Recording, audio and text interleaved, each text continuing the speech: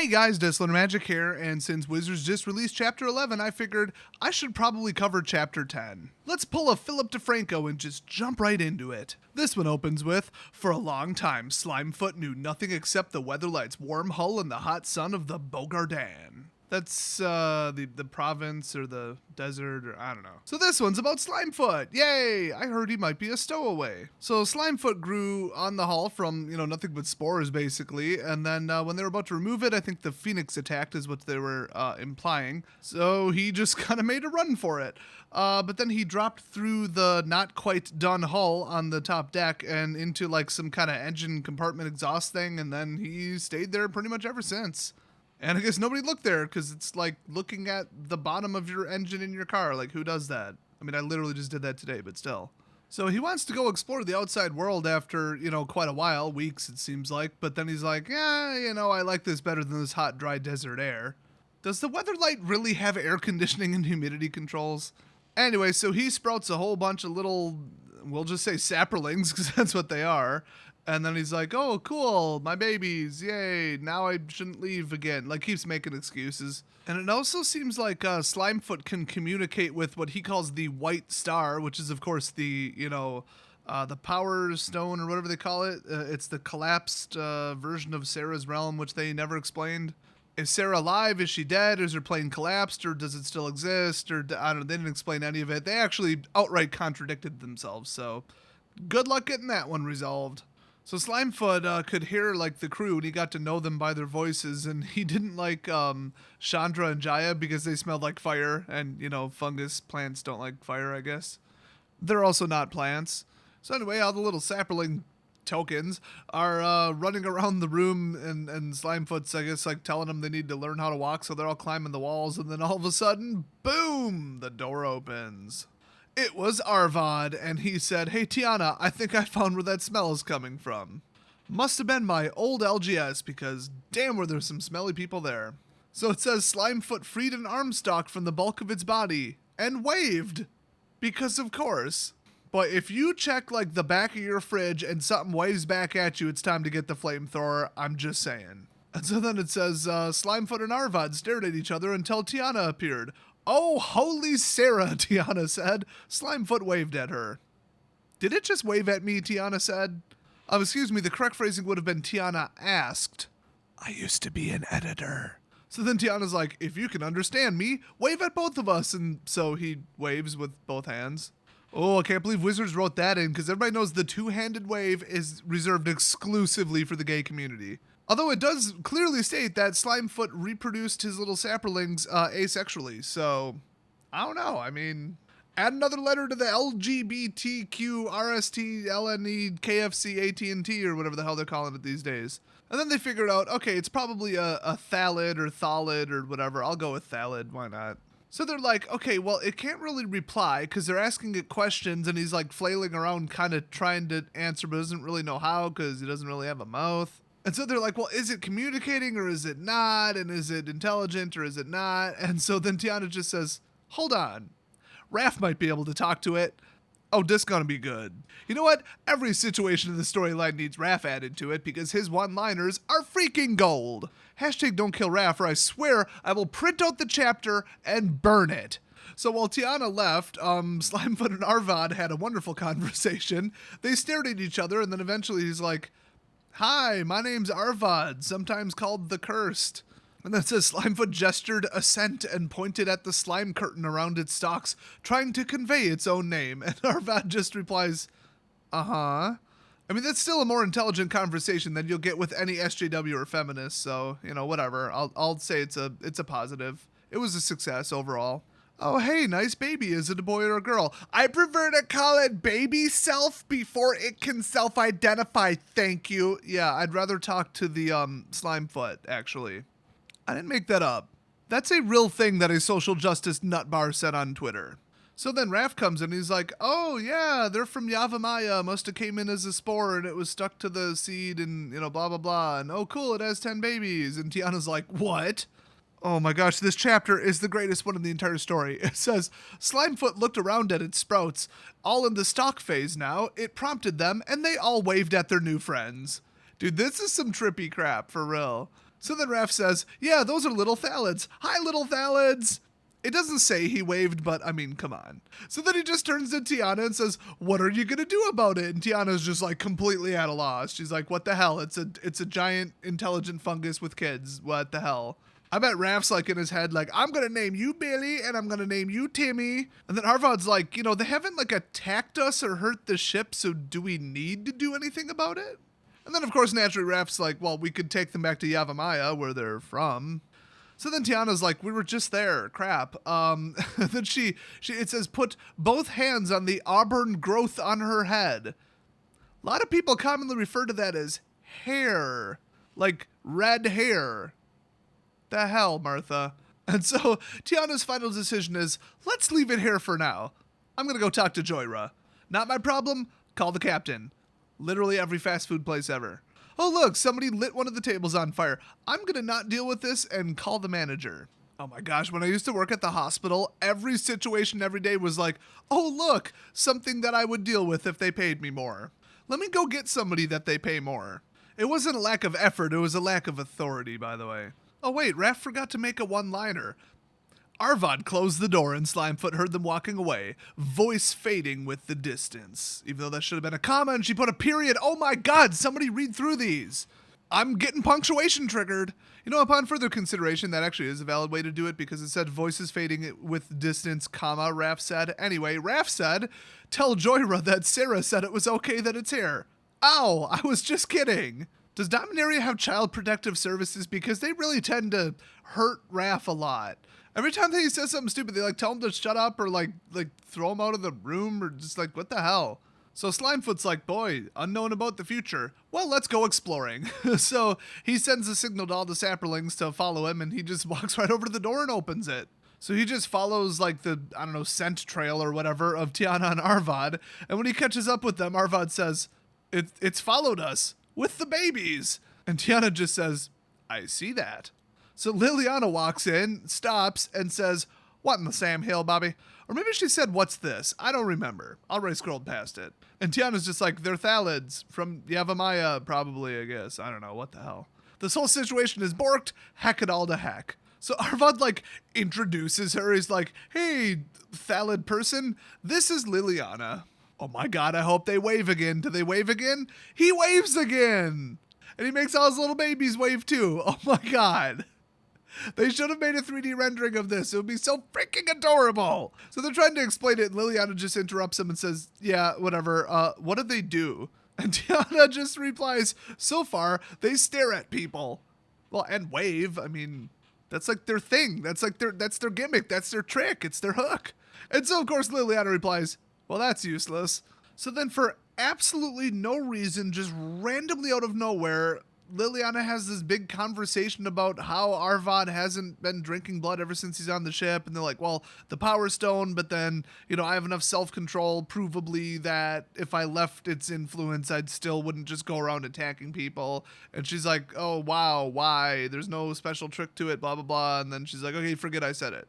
It's either in the story randomly or they're going to have some callback to it or some kind of foreshadowing. I don't know. So apparently Slimefoot just keeps wandering around on a little self-guided tour of the ship. It says he found an opening to a chamber and looked inside. Teferi sat on one side of the room reading a book, and on the other, Gideon was sharpening a weapon. Because of course he is. Gideon looked up at Slimefoot. Slimefoot waved a greeting. Gideon said, Teferi?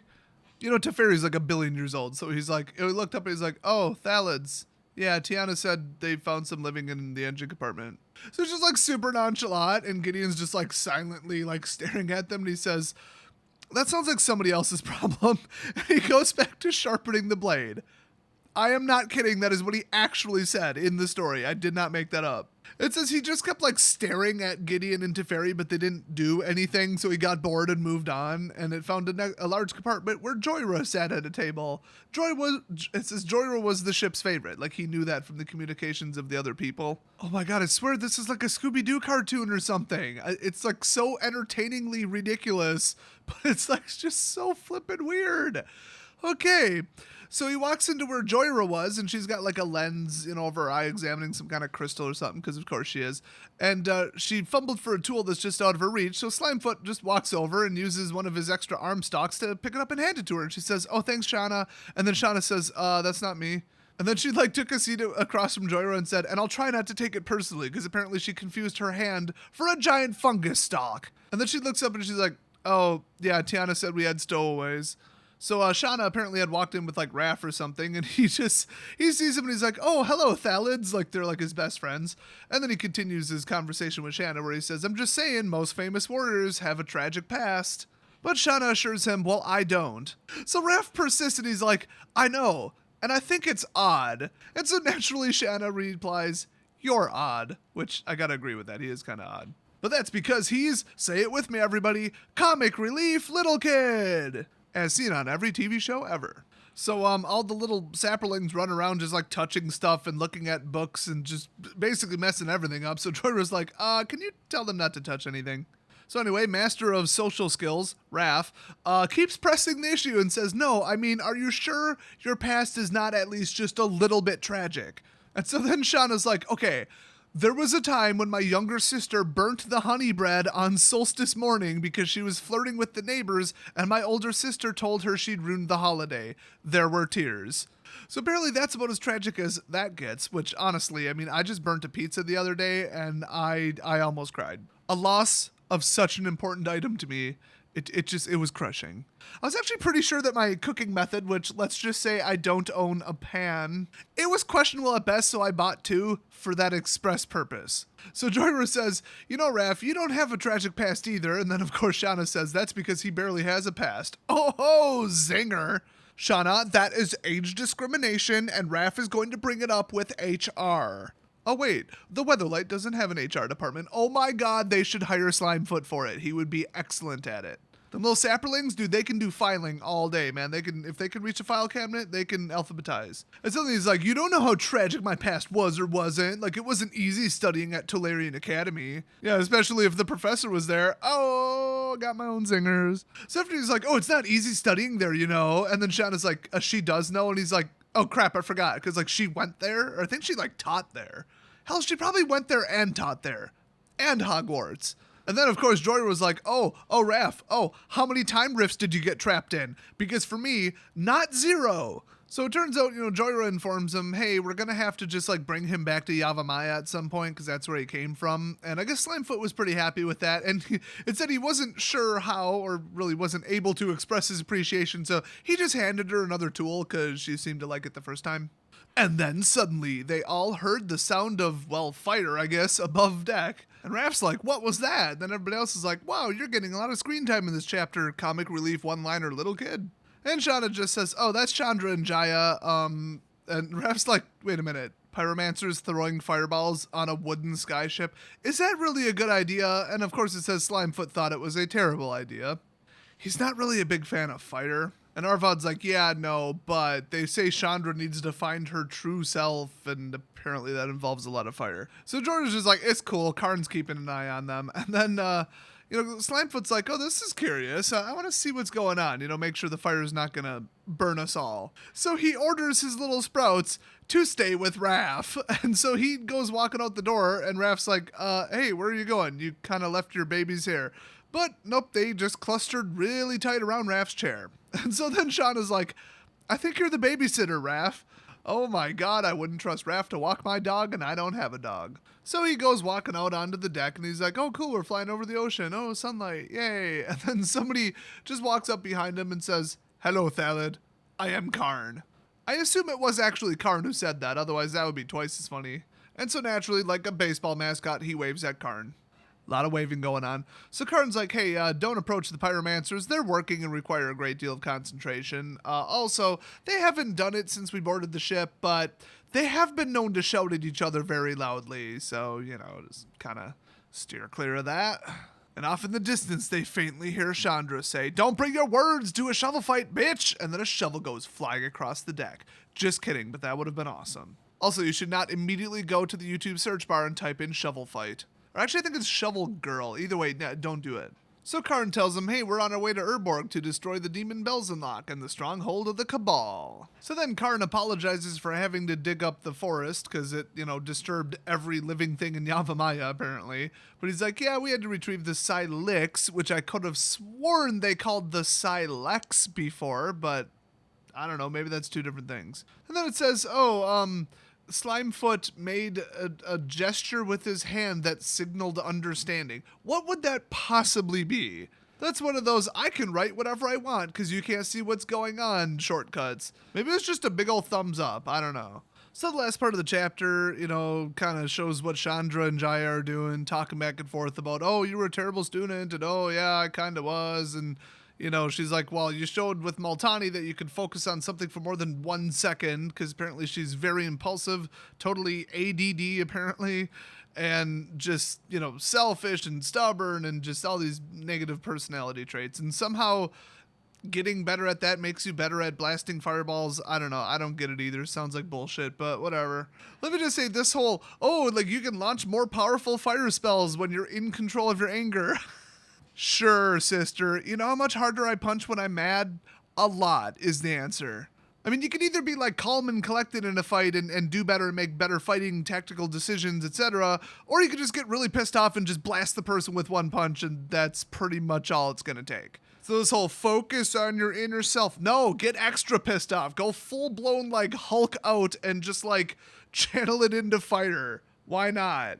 Jaya sucks. Come to Desolator's School of Pyromancy and Bail Bonds. And we're thinking about adding title loans and travel insurance.